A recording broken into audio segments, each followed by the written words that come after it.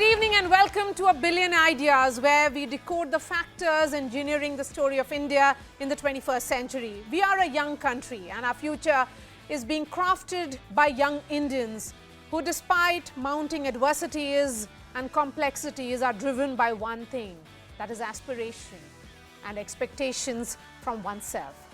Just a few days back, the story of 19-year-old Pradeep Mehra took the internet by storm.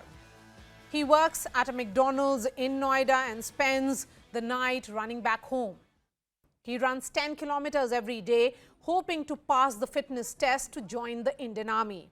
He has been trying hard for 2 years after failing the test once. He is a symbol of what drives this nation from the grassroots. His aspiration pushing him to rise despite the challenges of life. Pradeep's overnight fame shows our admiration for success and merit, which has spread into every aspect of our society. Pradeep is part of the 50% of this population under the age of 25.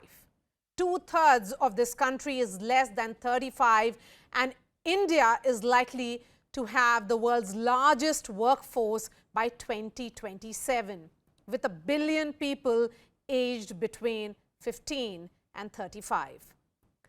Just like Pradeep, here is a look at the youth engines of this country who could be the social and economic mobilizers of the future. Shivendra started his textile business in Modi Nagar 12 years ago.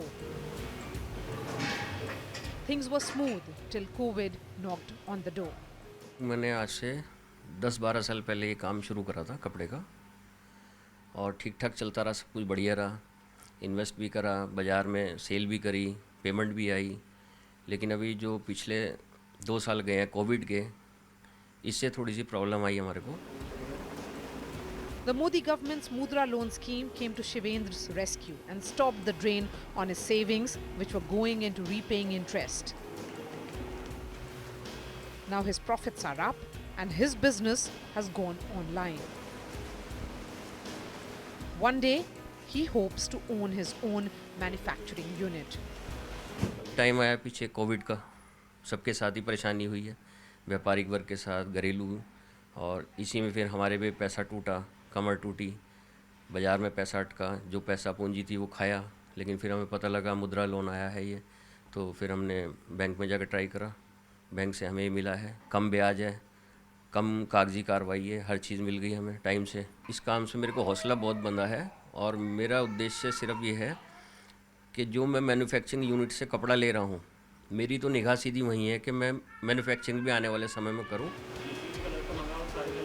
Shivendra is a symbol of the ambitious spirit of young India, and there are many budding entrepreneurs like him who are driven to carve their own niche.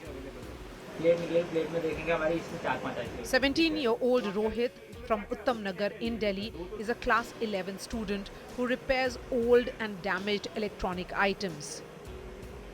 He uses the money to purchase study materials and hopes to become a software engineer one day. Sir dream तो बहुत बड़ा है मेरा achievement की कि मैं एक software developer बनूंगा। पहले तो मैंने सोचा है कि अपना खुद का एक बिजनेस करना है, अपनी खुद की एक कंपनी बनानी है जिसमें मैं अपने सॉफ्टवेयर डेवलप करूंगा। Living in a one-room home with a family of 6, Rohit takes the help of his brother while his friend helps him sell items online. जो ये कर नहीं पाते उसको मैं थोड़ा हेल्प करता हूँ, जो इसकी वजह से मेरे मशीनें से मैं अपना उपयोग करके इनको बताता हूँ कि ये पार्ट्स ख़राब है तो उसे असेंबल करना चाहिए, उसे ठीक करना चाहिए इस तरीके से। और थोड़ा बहुत जो भी होता है इनका, और बाकी इनके हाथ बटाने में काम आए, चलाना, जो सिखाना, थोड़ा मेरा काम यही है बस सर। जितना भी हमारे जो काम चल रहा है इसमें मैं अपना अकाउंट संभालता हूँ, स्टॉक देखता हूँ और बाकी का हिसाब किताब जितना हमें ज़रूरत है और कमी क्या है वो सब मेरा देखने का काम है। अच्छा, और आप क्या बनना चाहते हैं? मैं तो एक पायलट बनना चाहता हूँ। पायलट बनना चाहते हैं? Yes. In Hyderabad, Komal Baldwa's journey doesn't just stop at breaking the glass ceiling. Every single day, she tackles the taboos surrounding sexual health. As the co-founder of Blue, India's first vegan condom brand, Komal has ventured into an industry which is not just male dominated but challenging for aspirational and progressive women like her. I remember when I thought of venturing out into the condom industry, I reached out to almost all the manufacturers in India, and most of them were not comfortable in dealing with a woman entrepreneur. I remember there was one phrase that one man he said to me, "Madam, लड़कों की product है, लड़कों का market है, आप लड़कियां हर जगह क्यों आना चाहते हो? कहीं तो हमारे लिए भी जगह छोड़ दो। रेलवे स्टेशन में आपका सीटिंग सेपरेट हो गया है, बस में आपके लिए सेपरेट हो गया है वुमेन, तो कहीं हमारा स्पेस है, वहीं हमें रहने दो." But rejections, stigma, and prejudice only strengthen her resolve. Today, Komal supports a strong network of unskilled labor in Telangana's Medak district. But getting them on board wasn't easy. Women initially were not comfortable because the taboo and attached with the condom is a very big one. And I remember there were a couple of women who mentioned to me कि दीदी अगर मैं ये condom का काम करूँगी तो मेरी शादी नहीं होएगी. So that's the kind of the taboo that is still associated. Eventually we educated them and we made them realize the comfort, and yeah, we have a lot of women who are in our workforce.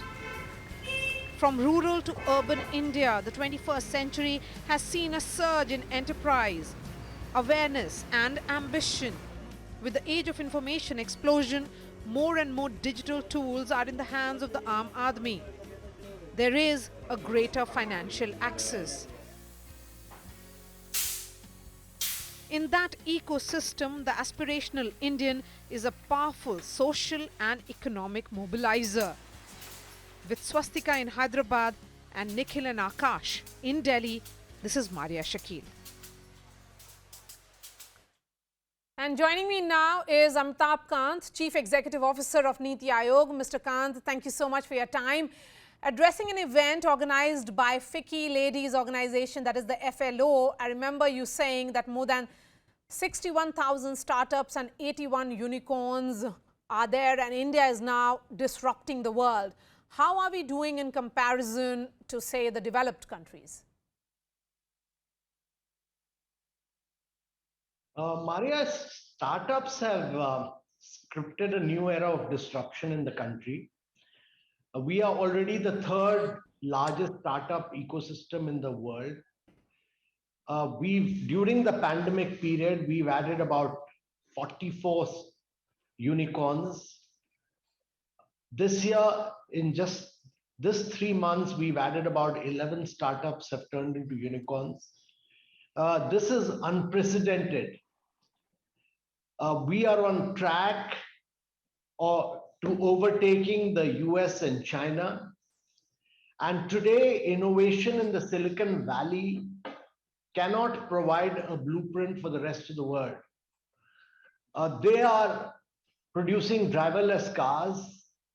The world does not need driverless cars. The world needs solutions to solve some of its most pressing challenges: food, water security, agriculture, learning outcomes, health. And India, given its diversity and a young population, has become the lab to conceptualize, pilot, and scale such solutions. And that is what many of our startups are doing. They are innovating across the spectrum, from fintech to edtech, from water management to logistics. And these solutions are not only helping India, but they're helping the next 3 to 5 billion people who are emerging out of poverty and moving to middle class in the world. There's so much of energy, vibrancy, and dynamism in our startup movement. And this is truly remarkable right now. And this is what we need to sustain and provide greater impetus to in the days to come. And the energy here is far more the established companies of India. Okay, Mr. Kant, we are also witnessing a lot of startup stories being led by women entrepreneurs, and one such story of Komal Baldwa we just showed to our viewers as well. How will you describe this paradigm shift, and how critical is it for women to play a crucial role in this partnership? Yeah, so I really inspiring to see women paving the way for an inclusive and progressive society. They're doing some remarkable work. Look at a startup like Mishu, which is where buyers and sellers are largely women, many of them from tier 2, tier 3 cities. Look at a startup like Animal, where these young girls, Kapila Jangra and Neeru Yadav, for instance, uh, they've created a platform for cattle and animal trading, and they've done over 10 million cattle trading for rural farmers. It's just unbelievable what they've done. Or look at iMerit, which is really a platform for machine learning and artificial intelligence led by Radha Basu, or Imbibe, which is enhancing learning outcomes. So women entrepreneurs are doing some really path-breaking work, and women entrepreneurs face challenges. They face difficulty in getting access to finance. There are several challenges, but I think we are assisting and supporting them, and these barriers are being shattered. We are seeing a growing involvement of women as entrepreneurs, and the resultant offsetting of gender asymmetry in startups. Okay. And we need many more women to get into engineering colleges and IIT. Absolutely. This is very critical. Yes. And that will help us to reduce access barriers for women in the entrepreneurial journey. And it will open up avenues and catalyze women in launching many new startups across a wide spectrum of sectors. But remarkable work is being done by women. We at Niti Aayog have the Women Entrepreneurship Platform, which assists and supports women digitally, and we'll continue to witness the emergence of women startups as a very crucial driver of India's development story. Okay, Mr. Kant, moving away from startups, what we are also seeing in small towns of India in particular, that India is not hopeless. These young Indians almost look at, perhaps getting loans from the government, which is provided through Mudra and other schemes. And then they're looking at setting up these very small businesses in B towns, satellite towns of India. What exactly is driving this movement, and what is the status of these loans in particular? Maria, what has happened is that there has been a huge transformation because of digitization of the Indian economy. And what we are seeing is a rapid growth across a number of segments in smaller towns and cities. And this is happening because the digital India movement has provided a very powerful digital backbone to build many solutions. Let me explain this. When I was a young officer in Kerala, I was working in the fisheries sector. It was impossible to open a bank account for a farmer, for a fisherman. It used to take me 9 to 10 months chasing bank managers to open their bank accounts for traditional fishermen. We were able to provide new boats, new craft, new nets, and outboard motors. But today, as a result of the powerful Jam Trinity, the bank accounts, the Aadhaar cards, the mobiles, hundreds and millions of bank accounts are being opened, and they are able to access low value credit, insurance, pension schemes. And India Stack, with its APIs such as Aadhaar authentication, eKYC, eSign, UPI, has allowed small entrepreneurs in tier 2, tier 3 cities to utilize the public digital infrastructure to offer varied financial services. And I want to give you example. Look at the UPI payment. Digital UPI payment has become a way of life for millions. 80% of transactions on UPI are peer-to-peer. The platform's approach taken by the government in conceptualizing UPI has actually resulted in top-class payment products. So you have Phone Pay, Paytm, Google Pay, all of them working on top of UPI. And now what is happening is that with payment problems solved, you have fintechs which are doing new innovation. They are allowing new models to come up, such as flow-based lending. Okay. Okay. Mr. Kant, the big challenge certainly before the government is how do you expand yourself to accommodate India's growing workforce? How do you view the critical gap in skill development, and do you think enough is being done to ensure that we don't really lose out on the demographic advantage that we have?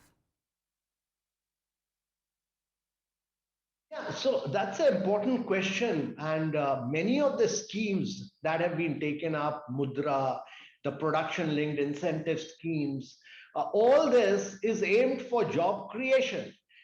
Many of the structural reforms that have been carried out in the economy are all aimed at job creation. The government commitment is for growth, and growth leads to job creation. And millions enter the labor market every year, and simply expanding the government employment will not be enough to cater. And therefore, what the Prime Minister has been stressing is that the private sector must grow. Okay. And therefore, the government must be the facilitator and catalyst, and the private sector must become the job creators. And therefore, the focus, in my opinion, it has been on creating an environment where private enterprise creates new jobs for the youth. Self-employment and entrepreneurship will ensure that our youths are job creators as well. And the startup movement, the Mudra movement, all the Stand Up India, all has been aimed at creating jobs in India.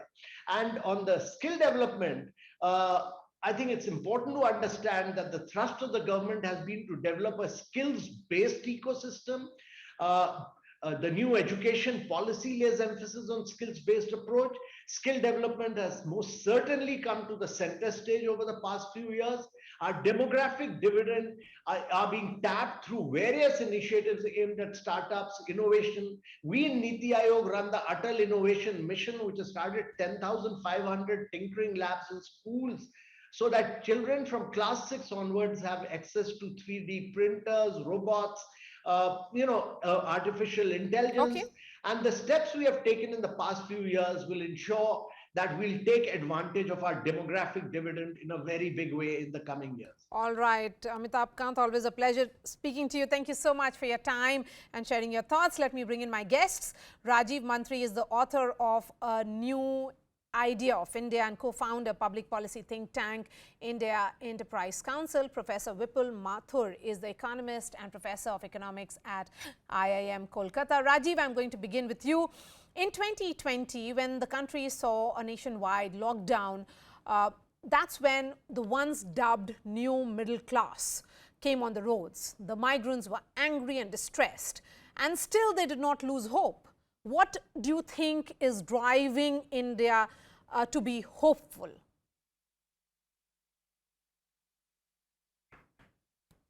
Rajiv, you have to unmute yourself. Thank you. Thank you for having me on the show. So I think what was transpiring in that period was obviously a matter of great distress and unprecedented, right? So once in a century pandemic, and tens of millions of people were affected like that. But I think the government, in their response, particularly in the provision of food, which is still ongoing, the provision of food and rations targeted to those who need it, was a very powerful sort of kind of protective force for our masses. And thus, I think while time has been lost, I mean, obviously India has suffered certain economic damage. Some time has been lost in our growth journey. But with the series of structural reforms that have been rolled out in the last 2 years, I feel confident that India will now be on a even stronger growth path for the coming decade. Okay. Okay. Professor Mathur, this workforce, I'm going to spend a little more time on that, which was largely invisible workforce, became part of the national discourse. After all, they power half of the GDP. Again, what do you see are the challenges before this aspirational India, and will migrants be what makes India hopeful again, that despite odds, there is that driving idea that they are not hopeless? No, for sure. I Right, mean, thank you, Maria. economic Am I opportunity. audible? So job creation, particularly in labor-intensive industries. One moment. So we are Okay. seeing a big Okay. push in the manufacturing area in particular. Mr. I Mantri, that's a think, Mr. question Kant for touched upon- Professor Mathur. Yes, please, go ahead. Professor Mathur.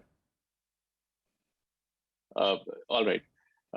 So, Maria, first of all, we live in truly exciting times, and I think the rise of platform marketplaces have now given us access to these global markets, and all that we need is just a broadband connection. You could be sitting in Patiala and have your consumer or customer in Paris. So that is a very exciting world to be living in. But at the same time, I have I think a slight problem when you say India, because to me there is at least two Indias out there. One is in India that we're talking about is located in these urban centers, Bombay, Bangalore, Ahmedabad, Delhi, etc. And it is there where these unicorns have come out of, right? And if you're asking me about Mumbai versus, let's say, Montreal versus Munich, then I'm very bullish on that. If you're asking me about Bangalore versus Beijing versus Berlin or versus Boston, then I'm very bullish about it. But when you're asking me about the rest of the India, then I'm not very sure about it. Because ultimately, the long-term growth has to come from reskilling, right? You have to build your skill base. And out there, I think there is a lot that needs to be done in India. Our human capital index is closer to Afghanistan than it is to China. And ultimately, if we have to grow at a steady basis and at a stable basis, we have to do a lot of skilling to this new aspirational India that has come into the workforce. It's a wonderful thing that they have now started to take far more ownership in the whole game. But there's a lot that needs to be provided to them. There's a lot of social protection that we have to offer. Majority of it is in the informal sector. Majority of them do not have insurance. Majority of them do not have the educational, health, etc. So all of that is really going to be the hard constraint moving forward. Yet it is a very exciting time because Professor the digital Mathur, technology since you has specifically talked about skilling that is needed and that requires having an assessment or some kind of register for this labor force which is moving around. Would you say that, for all the talks that most state governments did, that they are trying to really understand what are the skill sets of these laborers, they're coming from various states of India, that was an idea that came during the lockdown, but nothing more has been done for that to ensure that they get the required kind of skills and then they are made to work in those industries? Well, there have been some policies that have been announced, but a lot remains to be done. We also have to, I think, understand one thing. We are living in the age of automation, right? The fourth industrial revolution is here already. So if you think about it, the students who are at the primary level at the moment, when they graduate and become adults, they will be basically working at jobs that don't even exist at the moment. So the skilling not only has to be the basic, the set of education that we have, the conventional education, but we also have to be one step ahead. And I think at this moment, we could do with more policy, a more aggressive policy and support from the government on that front. Then in that case, Mr. Mantri, when we look at the timeline or plans, what started in 2014 has gone ahead, but yes, India may be soon emerging as the startup capital with the kind of startups that we are seeing. If Professor Mathur is not really bullish on the small towns or the B towns of India, the satellite towns that we keep talking about, the tier 2, tier 3 cities, then where is the India story of aspiration getting lost?